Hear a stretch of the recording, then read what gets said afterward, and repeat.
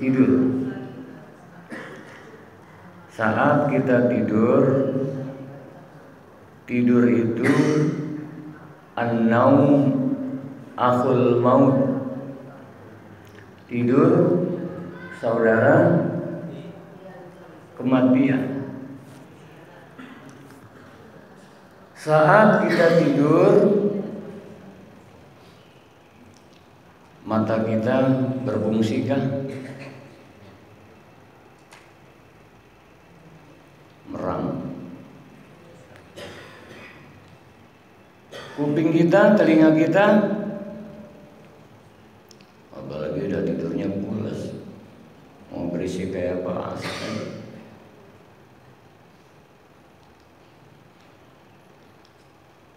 Akal, pikiran kita berfungsikah? Ini saat tidur ya. Mulut, lisan.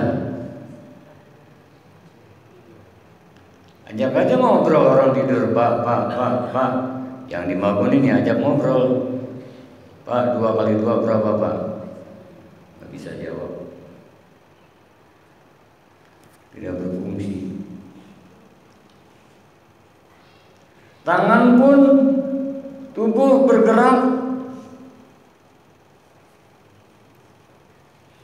spontan semua. Pertanyaannya yang masih berfungsi saat kita tertidur apa, Pak? Apa?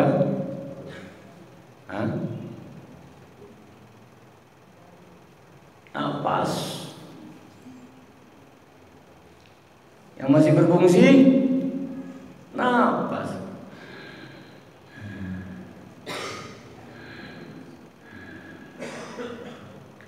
Ada nggak yang tidur pagi-pagi nggak bangun lagi, ada nggak? Karena saat tidur langsung sudah menghembuskan napas yang terakhir. Tentunya kaku saja. Belum lama saya punya ponakan. Biasanya seorang ibu dia bangunkan anaknya pagi hari untuk sholat subuh, ada yang kesiangan untuk sekolah. Jadi anaknya kesiangan, kok mamanya nggak bangunin. Anaknya bangun 6:30, kan udah agak telat untuk anak sekolah. Dibangunin, mah.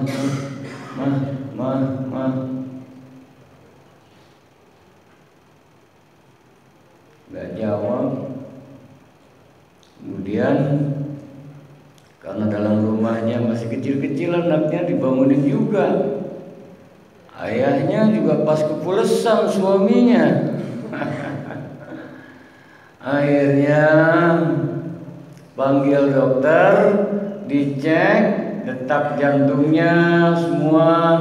Innalillah wa inna ilaihi rajiun. Itu udah pas lagi tidur, pas menghembuskan nafas yang terakhir. Jadi yang masih berfungsi nafas. Nih kita jarang sadar. Makanya apa sih doa bangun tidur? Alhamdulillahilladzi ahyana ba'dama amatana wa ilaihin nusyur. Tuh bukti an-naum akhul maut. Tidur saudara kematian. Makanya bangun tidur doanya alhamdulillahilladzi ahyana. Ya Allah, alhamdulillahilladzi ahyana. Kembali kau hidupkan ba'da ma'amatana, setelah kau matikan. Artinya apa? Lagi tidur tuh mati. Ya. Nah, karenanya orang yang mimpi lagi di puncak, mimpi jumpa kawan lama, mimpi sedang asyik, seolah teringat berada di Makkah atau Madinah, yang sudah pernah menunaikan haji atau umroh, mimpi nggak enak betul mimpinya, dikejar macan. Pas bangun, kalau mimpi yang indah, ternyata hanya mimpi. Kalau mimpinya sedang enak, wah, dibangunin, aduh lagi enak-enaknya mimpi. Tapi kalau mimpinya tidak enak, alhamdulillah cuma hanya mimpi. Pertanyaannya, saat mimpi tubuhnya di mana? Ini namanya kajian jati diri. Waktu mimpi, siapa yang bermimpi itu? Ya. Pas bangun, mimpinya sedang asik jumpa teman-teman lama, mimpinya sedang asik bersenda gurau, mimpinya sedang asik berada di tepi pantai. Kenyataannya begitu bangun di tempat tidurnya. Beda nggak? Yang mimpi itu nanti kalau kita kaji ruh kita. Nah, artinya apa? Disinilah kita harus merasakan saat firman Allah Subhanahu wa taala, wa huwa ma'akum aina ma kuntum. Dia Allah bersamamu di mana saja kamu berada. Berarti saat kita hidup seperti sekarang ini, berarti saat roh masih berada pada jasad ini sebelum lepas dari tubuh. Pertanyaannya, siapa roh itu? Pertanyaannya, apa itu yang kita tarik dan keluarkan?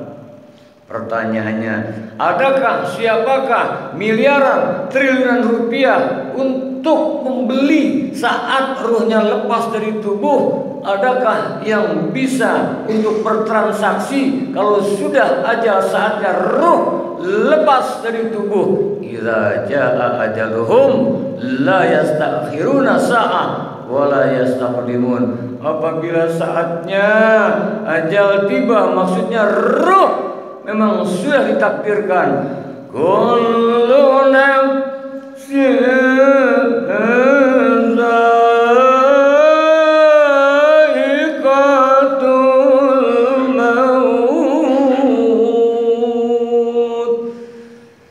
Sungguhnya setiap bernyawa pasti mati. Ya Allah. Akhirnya terbujurkan. Siapa? Jadi kalau mau merasakan keberadaan Allah, nafas.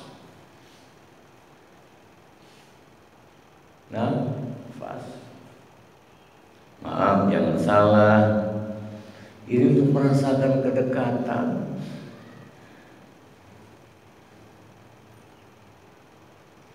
Makanya para nabi, para rasul, orang yang mengerti akan hakikat hidup ini, dia detak jantungnya.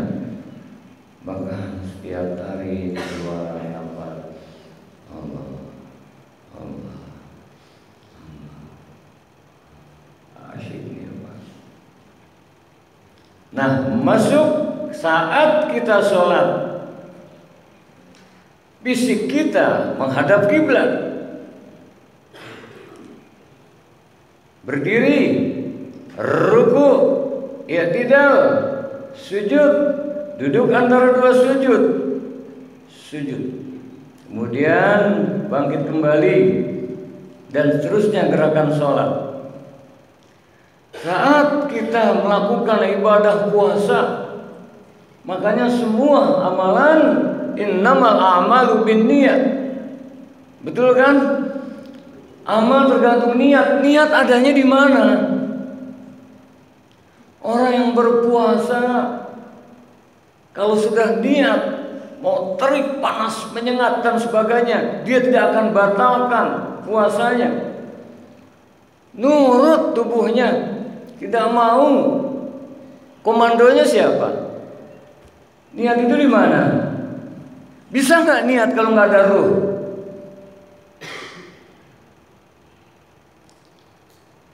Saat menunaikan zakat baik fitrah maupun mal, niat baru bergerak.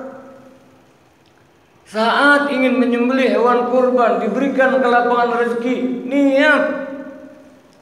Rezekinya ada. Untuk membeli seekor kambing, katakan sekarang antara 3,5 juta, 4 juta dapat. Kalau nggak niat bisa nggak? Uangnya ada,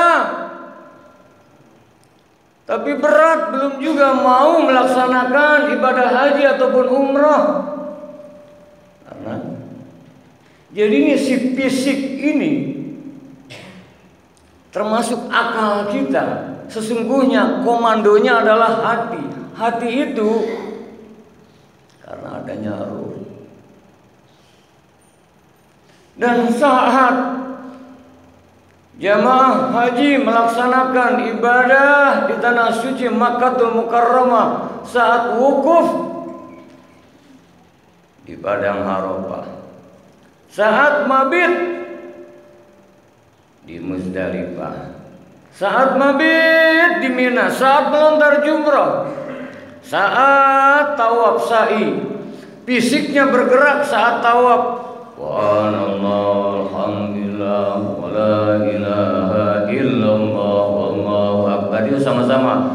Subhanallah, alhamdulillah, la ilaha illallah, wallahu akbar. Subhanallah, walhamdulillah, wa la ilaha illallah, wallahu akbar. Syariatnya pas berada lurus sejajar dengan Hajar Aswad, bismillah, Allahu akbar. Itu syariat, bergerak, berzikir. Tapi komandonya itu semua siapa? Hati. Dari itu juga semua ruh. Saya ingin subuh kali ini ada syariat, ada yang namanya hakikat. Kalau sudah bicara hakikat, hati. Kalau sudah bicara hati, dalamnya lautan bisa diketahui, tapi kedalaman hati itulah ruh tadi disebut dengan asir, rahasia. Al-insanu sir wa ana sirruhu. Insan, kita manusia adalah rahasiaku, kata Allah, dan aku sajalah yang tahu akan rahasianya. Karenanya kita harus sadar saat beribadah bukan hanya sebatas lisan, bukan hanya sebatas fisik, tapi hati kita. Inilah yang dimaksud inni wajjahtu wajhiya lilladzi fataras samawati wal ardh hanifan muslimah wa ma kana minal musyrikin. Inni wajjahtu, sesungguhnya aku hadapkan wajahku. Wajah yang mana ini? Fisiknya juga. Tapi fisik tadi diperintahkan oleh siapa? Hati. Hatinya juga harus menghadap, baru bisa khusyuk. Hati tadi ada ruh, bisa gak? Oh, asyik. Imamnya bahasanya asyik. Bismillahirrahmanirrahim. Alhamdulillahi rabbil alamin. Menghadap. Fisik kita semua umat Islam seluruh dunia sama menghadapnya kiblat. Tapi kalau sudah masuk hakikat, qalbul mu'min baitullah, hati seorang yang beriman itu rumah Allah ada di sini, di qalbu ini. Makanya ala bizikrillah tatmainnul qulub. Ketahuilah dengan berzikir hati-hati nih di sini akan menjadi tentram. artinya terpaut dia kepada Allah Subhanahu wa Ta'ala. Balik kita, makanya hari raya kurban, kurbanan ini artinya kan mendekat. Nabi Allah Ibrahim alaihissalam kalau sudah kenal dirinya, dia kenal Allah. Karenanya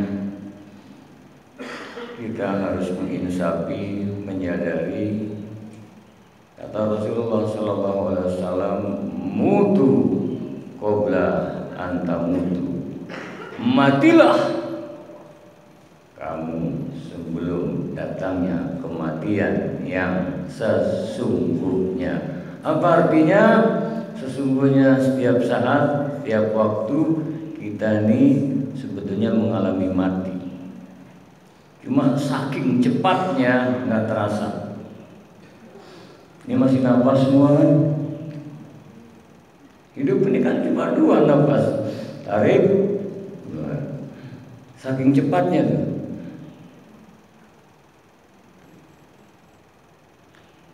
Tunjuk tangan, ada yang berani mengatakan insya Allah akan jumpa sampai nanti malam. Nah, apa hakikatnya? Kita harus mematikan diri sebelum mati yang sesungguhnya.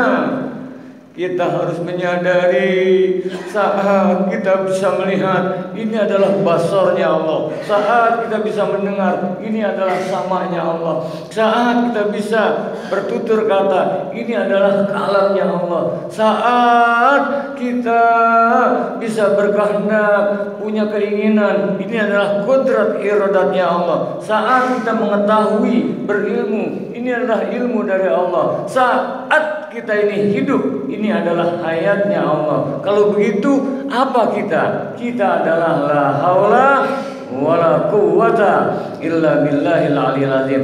Termasuk kita bisa melangkah ke masjid ini. Alhamdulillah, bersyukur Allah takdirkan bisa subuh berjamaah. Alhamdulillah ya Allah. Hebatnya kita kah? Bisanya kita kah? Saat kita berdiri, rukuk, sujud. Kalau sudah demikian, semua aktivitas 24 jam karena kita tarik, keluarkan, hembuskan napas lagi. Kita merasa Allah begitu dekat, selalu bersama kita, lebih dekat dari urat nadi kita. Akhirnya yang asli diri kita adalah karena jasad ini adalah karunia Allah, adanya ruh Allah berikan keimanan masuk lekat dalam kalbu. Aslinya kita la haula wala quwwata illa billahil aliyil azim. Ini yang dimaksud mati. Sebelum mati kita akan hilang diri kita, dalam artian tidak merasa kita yang berbuat, tidak merasa kita yang hebat, tidak merasa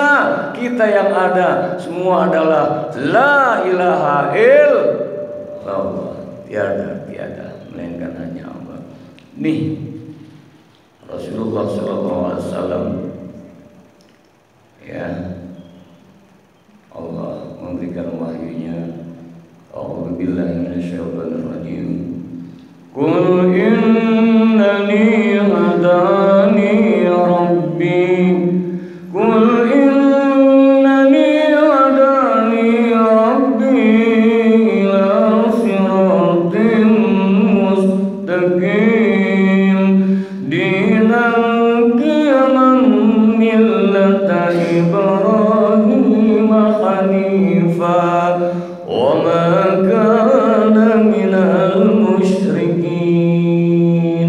Kul, katakan wahai Muhammad, maksudnya Rasulullah sallallahu alaihi wasallam, innani hadani ila siratim mustaqim. Sesungguhnya aku ini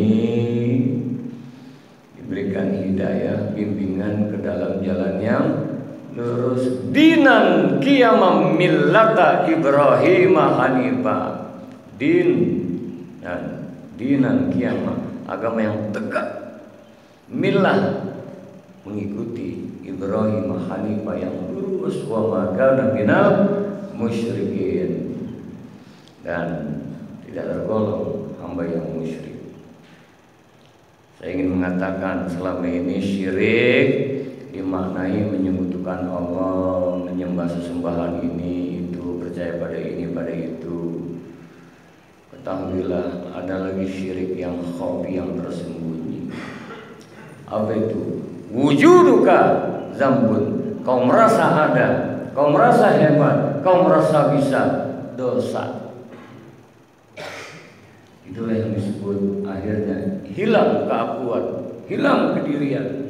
Kenapa disebut millata Ibrahim? Luar biasa. 3 hal penting peristiwa yang Nabi Allah Ibrahim alaihissalam terabadikan semua kisahnya dalam Al-Quran.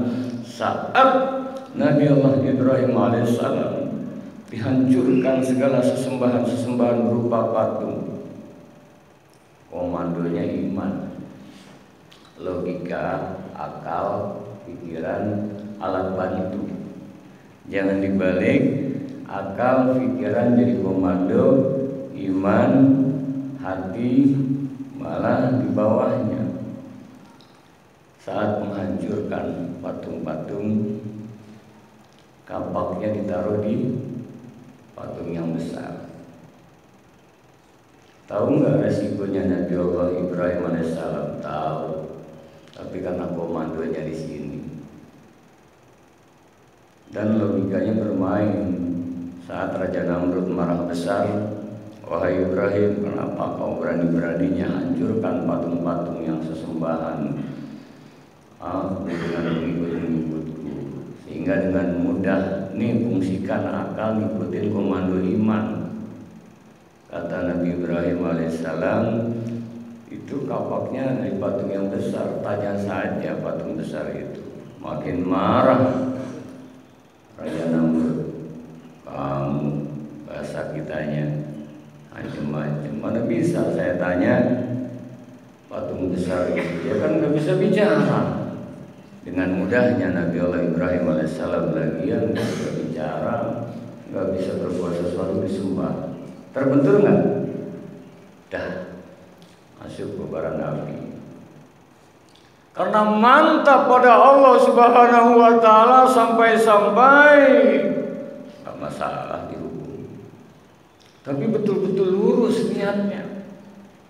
Sampai malaikat mau bantu pun beberapa jengkal kobaran api mengenai tubuh Nabi Allah Ibrahim, tetap hasbi Allah wa ni'mal wakil, cukup Allah tuh, karena merasa dekat, yakinnya itu. Akhirnya Allah berfirman, qul ya naru kuni bardan wa salaman ala Ibrahim, wahai api dingin selamatkanlah Nabi Ibrahim. Kira-kira kalau dingin nggak pakai salaman, kedinginan. Bardan wa salaman. Saya mau ringkas. Ini ujian, terang aja Nabi Ibrahim belum punya istri, belum punya anak, bahasa kitanya nekat. Lulus. Yang kedua diuji. Udah punya istri, udah punya anak, tapi Ismail alaihissalam masih kecil. Diperintahkan oleh Allah untuk ke Palestina menjumpai istri pertamanya Sarah. Pilih mana? Pilih Allah. Ya, pakai doa. Rabbi inni askantu min dzurriyyati biwadin ghairi dzi zar'in inda baitikal muharram. Rabbana wa taqabbal du'a. Akhirnya beranjak. Siti Hajar betul saja. Nabi Ismail kehausan, udah padang tandus Mekah saat itu, gersang. Tapi karena yang kedua hikmahnya, dikader istrinya dengan tauhid yang mantap, maka beranjaklah tuh yang terjadi sekarang, Sofa Marwah. Napaktilah Siti Hajar dengan Nabi Allah Ismail. Saat bergerak, beranjak, ingin ikhtiar mencari air, Siti Hajar nggak mengandalkan ikhtiarnya, tidak mengandalkan logikanya, tapi iman yang berbicara dulu. Ya Allah, aku yakin bisa yang kau akan memberi. Bertumpu tangankah? Tidak. Bergerak, Sofa Marwah, Marwah Sofa, Marwah Sofa, Sofa Marwah 7 kali. Akhirnya di kali yang ke-7 itulah keluar Zam-Zam. berkah sama sekali. Lulus nggak? Jadi ini ujian tauhid hidup ini sebetulnya. Makanya dalam tahiyat akhir, Allahumma sholli ala Muhammad wa ala ali Muhammad kama shallaita ala Ibrahim wa ala ali Ibrahim. Dan apabila semua kurban memang dari mana? Diuji. Lagi senang-senangnya dah lama nggak punya anak. Nabi Allah Ismail dari mulai kanak-kanak beranjak mau beralih, ya peralihan mau ke dewasa. Apa? Diuji, pilih Allah apa pilih yang lain? Ringkasnya, karena pilih Allah, maka terjadilah apa yang disebut apa? Ada sebuah dialog. Wahai istriku tercinta, Siti Hajar, aku bermimpi begini-begini. Maka tadi saya bilang, mimpi itu bukan fisik. Kalau mimpinya para nabi dan rasul beda. Akhirnya apa? Karena istrinya dikadar soleh, silahkan kalau memang itu perintah Allah. Dan Nabi Allah Ismail ada diabadikan dalam Al-Quran, silahkan ayah. Ringkasnya, karena waktu, terjadilah mantap totalnya pilih Allah. Karenanya bahwasanya walladzina amanu asyaddu hubban lillah, orang-orang beriman hebat betapa amat dahsyatnya cintanya pada Allah. Karenanya Nabi Allah Ibrahim alaihissalam, "Qul inna salati wa nusuki wa mahyaya wa mamati lillahi rabbil alamin." Katakan, salatku, ibadahku, hidup mati Allah, dilakukanlah. Akhirnya saat disembelih berubah menjadi seekor domba kibas. Sesungguhnya yang Allah ingin ketahui, karena Allah Maha tahu, innahu alimun bidzati sudur. Allah tahu persis yang ada di dalam hati kita. Allah tahu Nabi Allah Ibrahim alaihissalam begitu punya anak, dirindukan sudah sedemikian lama, hatinya lebih berat setiap hari 24 jam tuh banyak mengingat anaknya ketimbang timbangan prosentasenya kepada Allah. Allah tahu, Allah Maha Adil, Allah Maha Bijaksana. Seolah Allah mengatakan saat berubah menjadi kibas Nabi Allah Ismail alaihissalam menjadi seekor kambing domba, maka seolah, wahai Ibrahim alaihissalam, yang ingin aku perintahkan sembelih adalah sembelih cintamu yang berlebihan kepada selain aku. Itu hakikat kurban. Lulus nggak? Lulus. Jadi sesungguhnya kalau sudah mantap tauhid kita pada Allah, demikian makanya saat tawaf apa sih? Subhanallah, yang suci hanya Allah, alhamdulillah, yang layak dipuji hanya Allah, wala ilaha illallah, tiada Tuhan selain Allah, Allahu Akbar, udah Allah yang maha besar yang segalanya. Dan saat wukuf di Arafah, ya, yang pernah ibadah haji, zikir yang utamanya apa? Tuh zikir pada sholat yang kita baca masing-masing, misalnya apa sih zikirnya? La ilaha illallah wahdahu la syarikalah. Betul nggak? Lahul mulku wa lahul hamdu yuhyi wa yumiitu wa huwa ala kulli syai'in qadir. Saya berpikir, alhamdulillah Allah takdirkan saya haji 4 kali, umrah nggak kehitung. Kenapa ya waktu wukuf di Arafah kok itu bacaannya? Oh, wukuf mananya berhenti fisiknya, Arafah kenal. Biar kita kenal nih akan diri kita ini. Yang tadi itu wabian besikum wabalatu bisirun. Kenapa kok zikirnya itu ya? La ilaha illallah, tauhidkan Allah, murnikan tauhid.